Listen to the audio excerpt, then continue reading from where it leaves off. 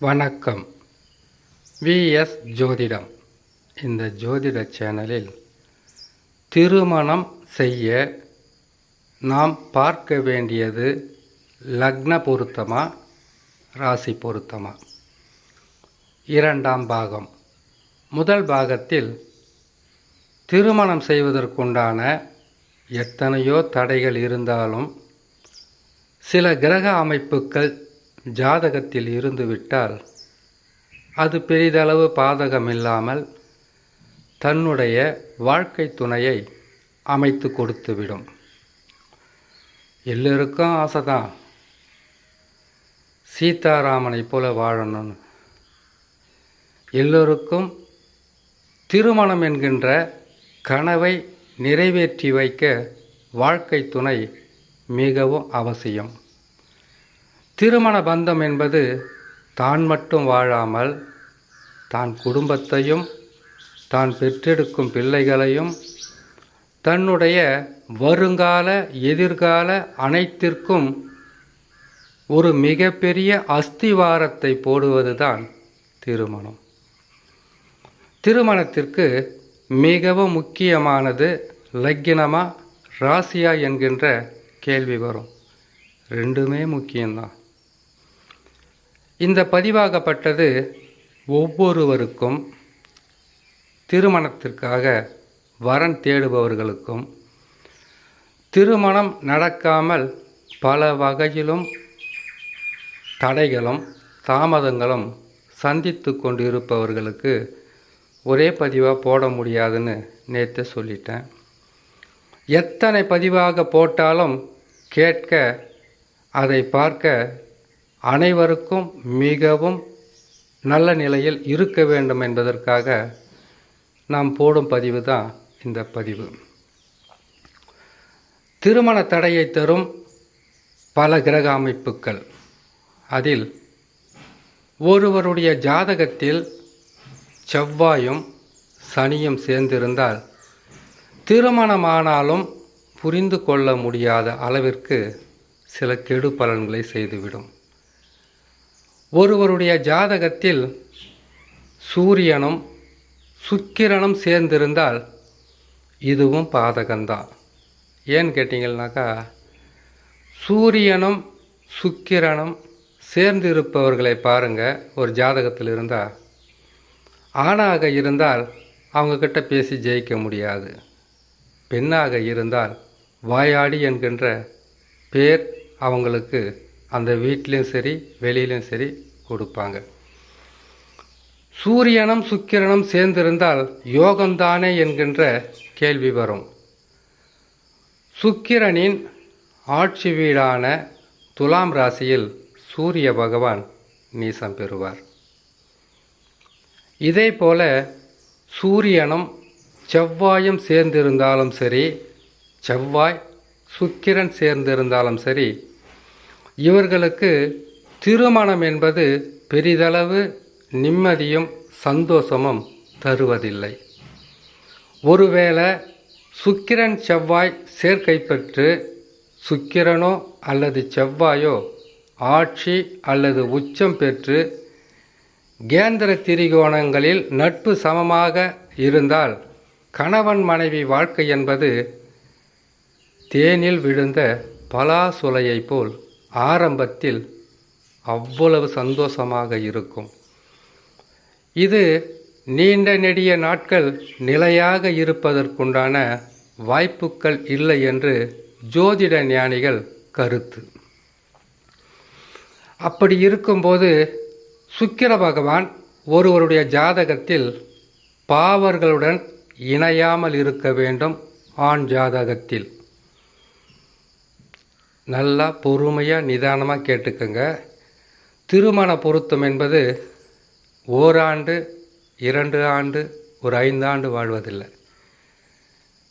தாய் தகப்பனை விட்டு தன்னுடைய வாழ்க்கையை நிர்ணயம் செய்யும்போது இது நீங்கள் வாழ்ந்து நீங்கள் பெற்றெடுக்கின்ற பிள்ளைகளை வாழ வைத்து அவர்கள் பெற்றெடுக்கின்ற பிள்ளைகள், அதாவது பேரப்பிள்ளைகளை பார்த்து அவர்களுக்கு நல்லது செய்வதற்குண்டான வழிகளை வரமாக பெற்று வருவது தான் திருமண யோகம்.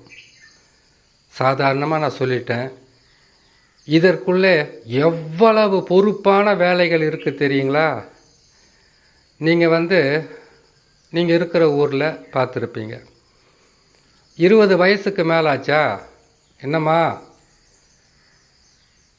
பொண்ணு ரொம்ப வேகமாக வளர்ந்து படிப்பை முடிக்கிற மாதிரி இருக்குது, எங்கேயும் வரன் பார்க்கலையா? முதல் கேள்வி. பார்த்துக்கிட்டு தான் இருக்குங்க. ஒரு வேளை வரன் அமைஞ்சாச்சா? 1 வருஷத்துக்கு மேலே ஆச்சானா போதும், கல்யாணம் ஆன பிறகு. சும்மாவே சுற்றிக்கிட்டு இருக்காங்களே, எதுவும் புழு பூச்சி எதுவும் இல்லையா? இது 2வது கேள்வி. அடுத்தது, குழந்தை உருவாச்சானாக்கா எந்த பள்ளிக்கூடத்தில் எந்த ஸ்கூலில் சேர்க்க போகிறாங்கன்ற ஒரு கேள்வி.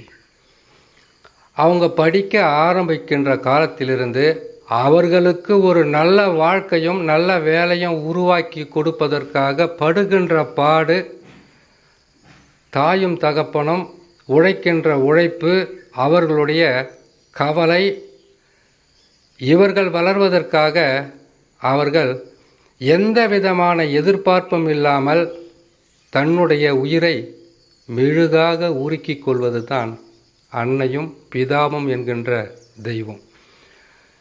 இவ்வளவு பெரிய பொறுப்புகளை சுமக்கின்ற தாய் தகப்பனை மதிக்காம, அவர்களுடைய வார்த்தைகளை கேட்காம 10வது படிக்கிற வரைக்கும் தான் அப்பா அம்மா, அதுக்கப்புறம் இவங்க வாழ்க்கையை இவங்கள முடிவு பண்ணுறது. ஒருவேளை ஜாதகத்தில் திருமண யோகம் இல்லைன்னாக்கா அவங்க என்ன செய்வாங்கன்னு கேட்டிங்கன்னாக்கா, அப்பா அம்மா மேலே பழிய போடுவாங்க. என்னென்ன போடுவாங்க? படிக்க சொன்னீங்க, படித்தாச்சு, வாழ்க்கையில் ஒரு நல்ல துணையை தேர்ந்தெடுக்க வைக்க வேண்டியது அவங்களுடைய கடமை, அந்த கடமையை ஒழுங்காக செய்யலைன்னு அவங்க மேலே குறைய சொல்லுவாங்க. ஒன்று, இவங்க தேடிக்கிட்டாக்கா அதில் வரக்கூடிய குறைகளையும் தாய் தகப்பம் காப்பாற்றணும். இல்லை, இவங்களே எல்லாமே செய்து முடிக்கணும். அப்படி செய்து முடிக்கும்போது அதில் சில பிரச்சனைகள் வரும்போது நீ தானே செஞ்சு வச்ச அப்படின்னு அவங்ககிட்ட ஒரு கேள்வி கேட்கணும். எத்தனை சுமைகள், எத்தனை மன கஷ்டங்கள்.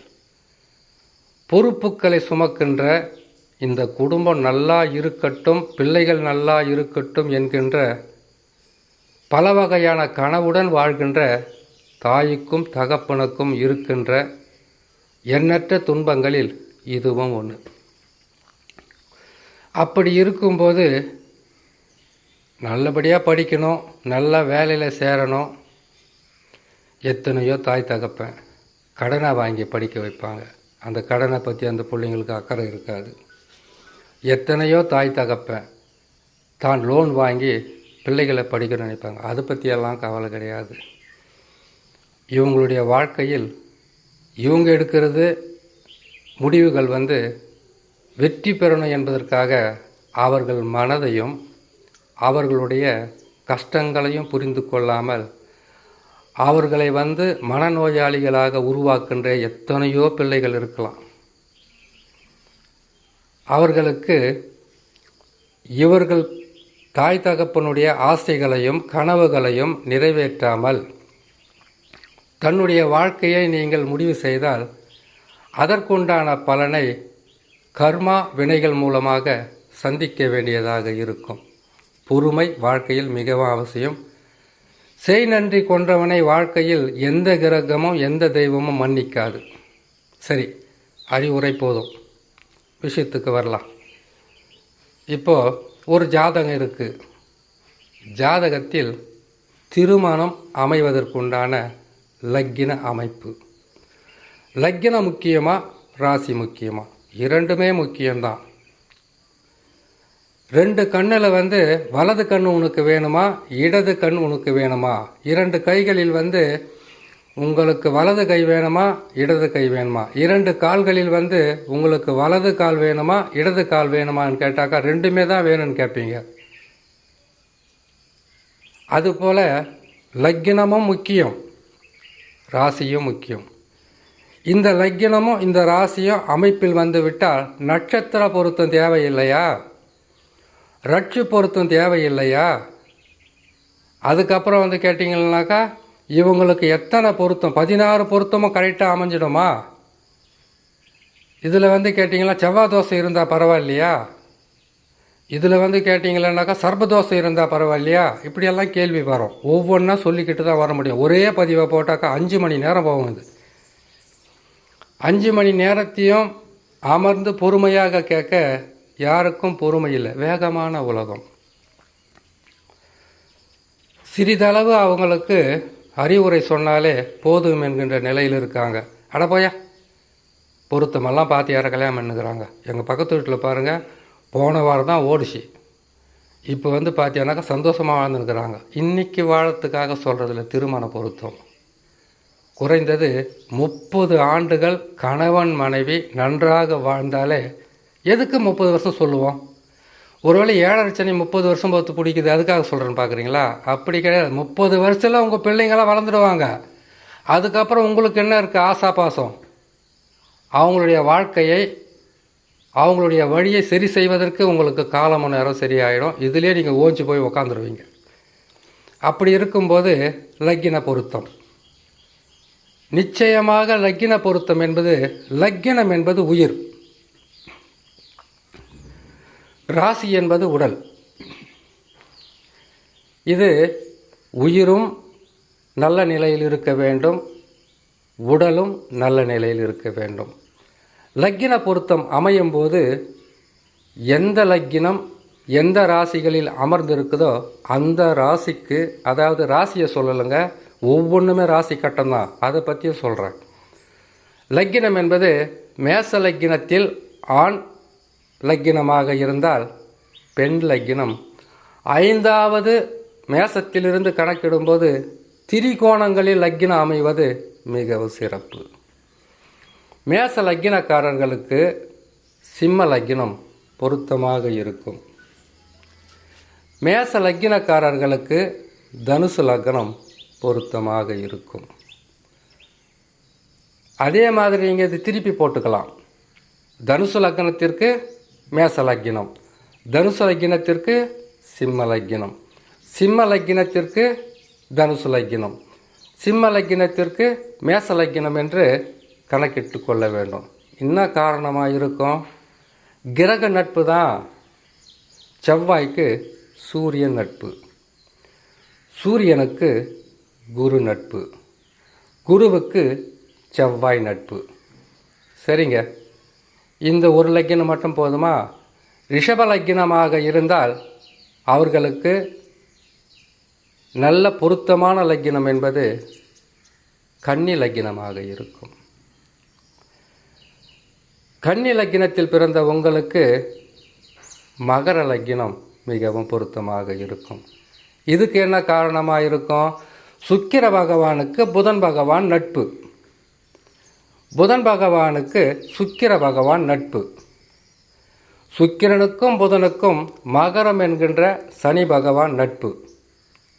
இப்படி நட்பு லக்கினமாக அமரும்போது சிறப்பாக இருக்கும். மிதுன லக்கினத்திற்கு துலாம் லக்கினம் நட்பு, துலாம் லக்கினத்திற்கு கும்ப லக்கினம் நட்பு. இப்போ கும்பத்துக்கு வந்து மிதுனத்தை எடுத்துக்கலாம், கும்பத்துக்கு வந்து துலாம் ராசி எடுத்துக்கலாம். கும்ப ராசிக்கு தான், கும்ப லக்கினத்துக்கு தான் 9ஆம் இடம் பாதகாதிபதி ஆச்சே. பாதகாதிபதி நல்லபடியாக வாழ வைப்பாரா? நீங்கள் பாதகத்தை பார்க்காதீங்க, அவங்க வாழ்க்கையை பாருங்கள். அது லக்கின பொருத்தம் தானே. இதை போல் ஒவ்வொரு லக்கினத்திற்கும் 5ஆம் ராசியாக வருகின்ற லக்கினமாக இருந்தால் நல்லது. சரி, இதில் ஒரு கேள்வி வரும். கடக லக்கினத்திற்கு 5ஆம் ராசியாக வருவது விருச்சகம் ஆயிடுச்சு. விருச்சக ராசி தான் வந்து சந்திர பகவான் நீசம் பெறுவாரே. கடக ராசியில் செவ்வாய் பகவான் நீசம் பெறுவாரே என்று கேள்வி வரும்.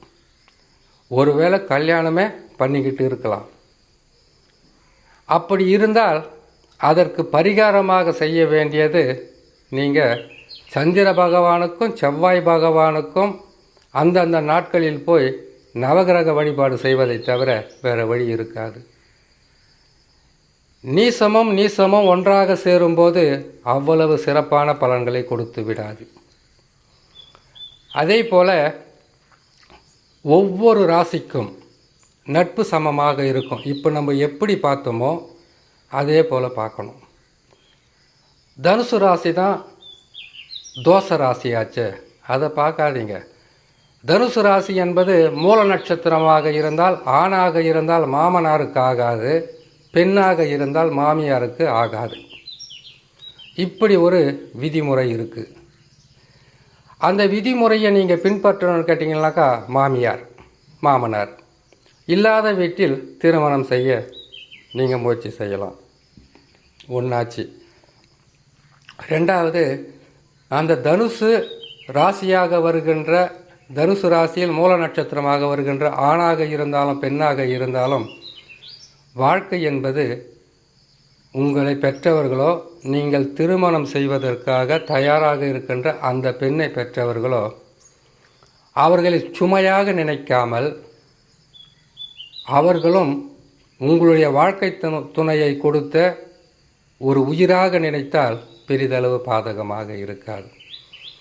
ஒருவேளை குரு பலம் இருந்தால் அவ்வளோ பெரிய பாதகத்தை கொடுத்து விடாது.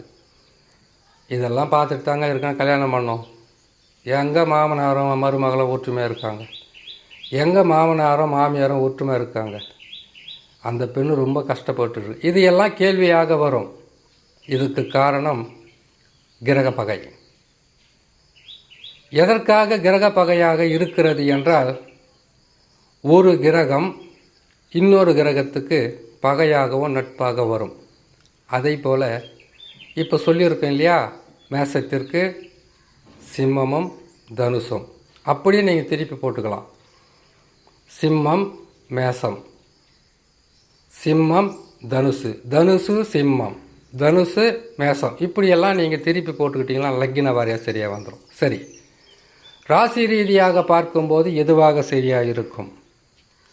இப்போது கன்னி லக்னத்துக்குன்னு சொல்லியிருக்கோம், துலாம் லக்னத்துக்கு சொல்லியிருக்கோம், விருச்சக லக்னத்திற்கு எது நல்ல நிலையில் அமையும்? விருச்சக லக்னமாக இருந்தால் செவ்வாய் பகவானின் ராசி இல்லையா, மீன லக்னம் பலமாக இருக்கும். இதே விருச்சக லக்னத்திற்கு கடக லக்னமும் பலமாக வரும். இரண்டு கிரகமும் நீசமாக வருவதற்கு காரணம் இருக்க, அதை பார்க்காதீங்க. இதுவும் தோஷ லக்னம், கடகமும் தோஷ லக்னம். தோஷத்திற்கு தோஷம் பரிகாரம் என்று எடுத்துக்கொண்டாலே போதும். அதே போல் ஒவ்வொரு கிரகத்திற்கும் 5, 9 லக்னமாக வந்தால் மிகவும் சிறப்பாக இருக்கும். இதை பற்றி, ராசியை பற்றி இன்னொரு பதிவே போடலாம். ஏன்னு கேட்டிங்கன்னாக்கா, ஒரு பதிவில் முடிகின்ற விஷயமாக பலன்களாக இது இருக்காது. இன்னொரு முக்கியமான விஷயம் இருக்குது. எந்தெந்த லக்னத்தில் பிறந்தவங்களை எப்படியெல்லாம் குணநலன்கள் இருக்குது, இவங்களை திருமணம் பண்ணிக்கிட்டால் எப்படியெல்லாம் வாழணும்னு இருக்குது. ஒவ்வொரு பதிவும் முடிந்த அளவுக்கு தெளிவாகவும் துல்லியமாகவும் போடுறோம். கேட்கும்போது சிரிப்பாக இருக்கும், நடைமுறையில் வரும்போது மிகவும் உங்களுக்கு உதவியாக இருக்கும். இதை பற்றி ஒவ்வொரு பதிவாக போடுறோம், கேட்டு பயன்பெறுங்கள் என்று சொல்லி இன்னொரு நல்ல பதிவில் உங்களை நான் சந்திக்கிறேன். நன்றி, வணக்கம்.